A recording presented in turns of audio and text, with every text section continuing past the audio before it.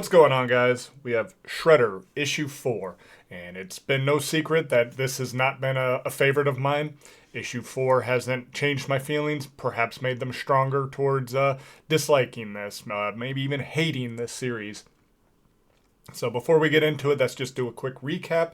In issue 3, Shredder fought like a teleporting Dr. Gast, and despite not being not following Shredder's orders, Avon assists in him being able to kill Dr. Gast. She released an EMP, but that doesn't affect the lights that he was putting off since it was all using Utrum technology, which I guess is immune to EMPs. And so it worked out for her, luckily. Like, she did this all on a hunch. And so, yeah, she's not a character I'm particularly fond of. She kind of pisses me off. And after they leave Germany, where they were, they decide that they need to take a quick stop over in Japan. He needs to take care of some business over there first before heading back to New York. So that catches us up to where we're at now. So let's just get right on into it. So this is issue 4, The Stolen Heart. We have Dan and Michelle still, our writer and our artist respectively. And so we're in the mountains of Japan. We see Shredder over here. And I do like his costume. It's growing on me, but I still like the previous iterations that we've seen more. But this one's not bad. I don't dislike this. But this is probably somewhere in the middle, maybe towards the bottom of the Shredder outfits that I'm fond of. And then we see Avon over here, and basically she's just over here griping to the Colonel, and just bitching about how Shredder's just giving her like the silent treatment for disobeying her orders and stuff like that. I'm like, really? That's what we're doing? He's just like, I'm not going to talk to you. I'm not going to talk to you. Instead of like putting her fucking head on a spike, I kind of feel like that would be more in line with the Shredder we know.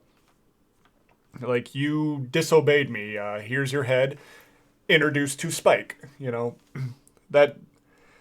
I'm going to elaborate more on this one later. But yeah, she's just bitching and moaning how he's ignoring her, and she's lost him a couple times in this mountainous region and stuff like that. And then, upon doing all of this whining and complaining, she slips. And let's take a look around all of this. This is going to be really relevant. Nothing around. She's sliding, falling. Shredder's not going to help her. He's like, oh, there she goes. And down into the caverns, and it looks like it's all over for her. But we already know it's not. Like, I don't fear for Avon at all. I don't. Maybe she'll do like some sort of self-sacrifice play at the end of it all, but I really doubt it. In fact, I think she's going to be kind of a reason why Shredder will end up beating the Mourner. It's probably going to be because of Avon. But just some random root is right there. And I'm like, yeah, I do see right here, she's kind of digging into the ground to try and slow herself down. But I don't see a damn tree anywhere nearby. Like, we'll see trees over here. But man, that is a long way away. That is a super long route. And it just so happens to conveniently be right there so she can grab it and save herself.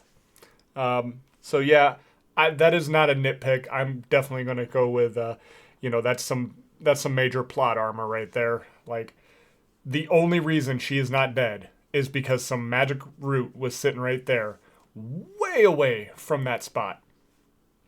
Because, like, you look around here, there's not a damn tree in sight. So where is this root coming from? So I'm not trying to harp on it too long, but yeah, this is just another one of those instances all around Avon.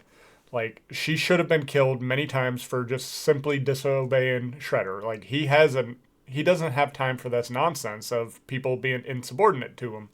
That's just not who he is. So she gets pissed off because Shredder didn't save her and comes and bitches him out. And I'm just like, he's not talking to you. He doesn't give a fuck about you. And again, the fact that he doesn't try to save her, it's like, why hasn't he just straight up murdered her? Especially like she's like, you're no, you're supposed to be our prisoner. I'm like, he's only a prisoner because he wanted to be, and you guys said pretty much as much, in like what, issue 1 or 2. Like, who are you? Like, he could just murder you and be on his way, and I really don't know why he doesn't. Like, he has no ties. There's nothing there for him. He's going to have his freedom. If he really wants to redeem himself, he doesn't need this government agency in order to do so. So, again, I have no idea why she's there. Like, I keep harping on it, but with each issue, this is becoming more and more of a thing.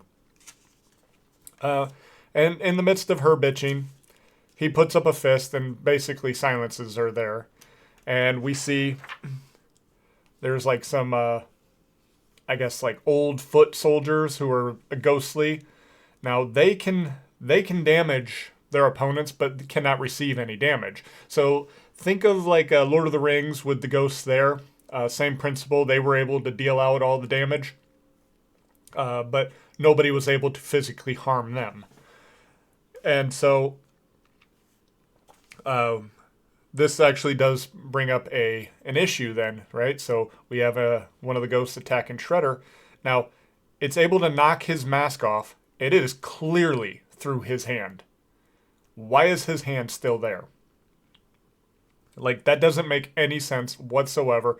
Apparently, only the tip of the blade can affect. Because, yeah, it was enough to knock off his mask, not actually cause any real harm. But, yeah, this part, I guess that's still ghostly. That's very fortunate for Shredder. So, again, not a nitpick. If not for some weird rules being set here, Shredder should be one hand down. And yeah, he's swiping at him. He's not doing anything. And then he has a quick talk with him and is like, you guys seem to be misplaced on the plane or whatever, but I can see you and you're nothing but worms. So I have no idea what the whole worm business is. Maybe this was explained in previous, the previous series that came out. Maybe it's some sort of magical force, but this is like a change. So now that he sees them as worms, he can actually hurt them. And so he dispatches them rather quick. From there on, it's no longer a struggle. So I have no idea what's going on with that. In fact, it's kind of lame that it just ended so abruptly. It was just kind of thrown in there like, here you go. Shredder then explains to Avon that it was a trap and that they're getting close. And they're getting close to the top of the mountain where this little sanctuary of monks is. And they notice the upside down Foot Clan symbol that the Mourner's been using. So clearly the Mourner's been there. And we see, the monks have all been killed except for one. And give me a quick second. Let me get the name here. Maizoko. He is the one still alive. And you see he's got a big fucking hole in his chest. And we'll get to why that is here in a second. But he's then filling Shredder and Avon in that, yes, in fact, the Mourner was there. They killed a whole bunch of the monks. Held several hostage. She sheds a little tear, I guess in pity for Maizoko, and says, the Shredder basically has betrayed you. He didn't send you off for any other reason than exile. He didn't want the responsibility for the heart of Tengu, which they were protecting. So he gave it to you guys and exiled you. And then she goes on a spiel about how she wants to use it to change the world and make it reborn. And it's just like, yeah, that's very vague. You make it sound flowery, but we all know that that's horseshit, and you're actually going to do some real evil stuff with it. So, but she's got all the people at Sword Point. Maizoko said, I'm not going to give it to you, but one of his monks was like, well, actually, he's got it in his chest. And so she harvests the heart from his chest. But because it had magical abilities, it doesn't kill him. Now, that does pose questions like, okay, so how is blood pumping through the rest of them? Is there just like some sort of uh, mystical vessels going around and pumping the blood for him? Like, I would like to know that. Now, that one is a little bit more nitpicky, I suppose. Um, but yeah, ultimately, the heart was taken, and the monks that are surviving here went with the mourner. And my Zoko is feeling he's feeling like he's failed, right? So he's like, because of my vows, I can't perform seppuku on myself. Can you assist? And Shredder's like, yeah, sure. But then he's just like, nah, actually, psych. Uh, Either the magic will wear off and you'll die, or you're gonna live a very long time in agony. I don't really give a rat's ass. So Shredder is way meaner to this guy, right? He's acting more like what I would expect him to act like to this guy who was betrayed by his own people and overpowered and had a heart carved out of him. Shredder is far more intolerant of this guy here than he is of Avon, who left and right is just like disobeying orders. And Shredder's just like, at the worst, I will give you the silent treatment. I'm just not going to talk to you. And this is what I'm talking about. This is kind of horseshit with Avon. She should have been killed a long time ago. So I feel that this is far more in line with what I expect from Shredder, not how he's been treating Avon. So yeah, they decide to go ahead and leave, and Maizoko is just, he's left to just sit there because he can't really do much else. And so Avon approaches Shredder, and he's like, well, I was never in fear of it, and she's like, it was because of Kinsoon, right? And so Kinsoon is this. Now, quick pause. I have no idea what has happened to her. She is still very much alive and a player within the series from where I'm at. So I don't know her fate right now. It does appear as though she has died or been, trapped in some sort of dimension, or I have no idea. It does not look like she is playing a part anymore in this area. So I've at least pieced that much together. I don't know her fate, though. So we will see. And so he was like, yes, it was something that she very much feared because it could make her more or less immortal. At least being able to be is like a weapon that can be used to kill gods. And so he very much just handed it to the monks and more or less exiled them. He's like, yeah, the mourner wasn't wrong there. I did exile them there. But I wanted it somewhere safe, so in the event that I might need it, I knew where it was. And now it's going to be used against me. So they're able to get back on the plane and head to New York. And we get some inner monologue, but it also kind of sounds like she might be trying to communicate with the Colonel, everything. And now she kind of feels like Shredder's letting her in and stuff. I'm like, I really don't know. I think that's kind of a stretch, but I'm sure that that's actually how it's playing out. Because Avon is just being protected left, right, and center. Like, I do not worry about her at all. Like I said, at the very end, maybe she makes a sacrifice play and that's it, and she's going to be like the big hero.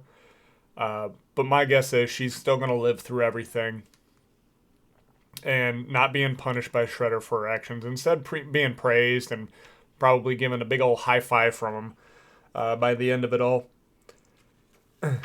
And we see that she's communicating with the New York HQ here, but everything's been destroyed and the mourner is overhearing everything. Now, again, I have kind of a problem here. So we see that it's like some sort of screen. Let's just say, for the sake of argument, it's like a phone, right?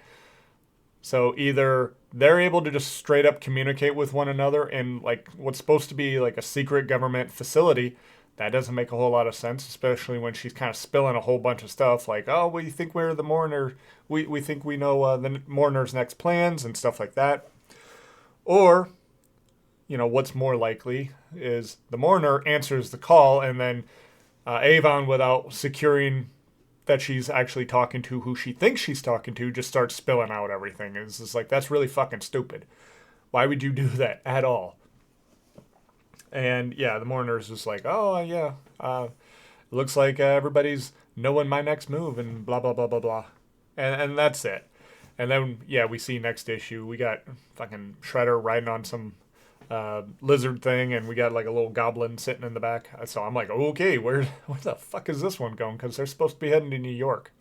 So we'll see. But yeah, that ends issue 4, and I got some real issues with Avon in particular. She above all else is driving me insane, because she's just disrespectful towards Shredder, at least by Shredder's POV, right? So she should have been killed a long time ago.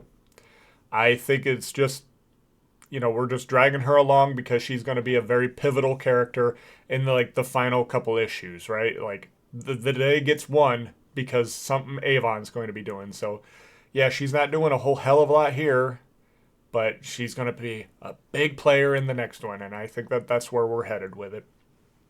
So I think at best, if I am being extremely charitable, I would give this series so far like a 4 out of 10. Like I'm really not enjoying myself. I really would not recommend it to anybody. I just kind of feel like we're not doing the character for Shredder any justice. I really think he's acting out of character, except for how he treated the monk. I think that is far more in character. He is ruthless. He doesn't have time for people's bullshit. Like, even though the monk, he was simply overpowered and, betrayed by his own fellow monks, Shredder, he doesn't give a fuck, and so that's what bothers me with Avon, is she just constantly is able to get away with this shit and face no consequences outside of the silent treatment. And it just does not make me enjoy this. So, again, I would say stay away from this series if you're kind of being, if you're picking and choosing which series to go with. I would stay away from the Shredder. I would go with all the others. But that is all I have for today, guys. So until next time, take care and God bless.